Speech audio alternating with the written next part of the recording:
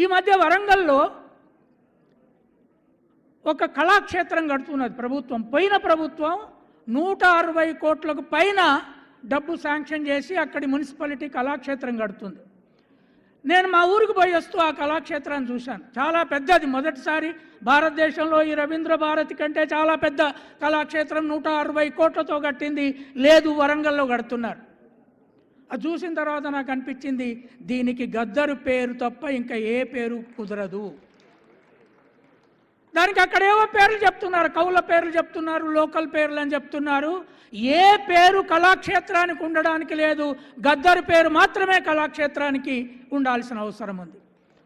ఇంకొక ఆయన నాకు ఈ సత్యలాగానే ఇంకొంతమంది వచ్చి మేము 2 విగ్రహాలు తయారు చేయించాం, ఒకటి వరంగల్లో పెట్టాలి, ఎక్కడ పెట్టాలి మీరేమన్నా సలహా ఇవ్వగలరా అని అడిగారు. నేను చెప్పిన ఆ కళాక్షేత్రం ముందట పెట్టండి.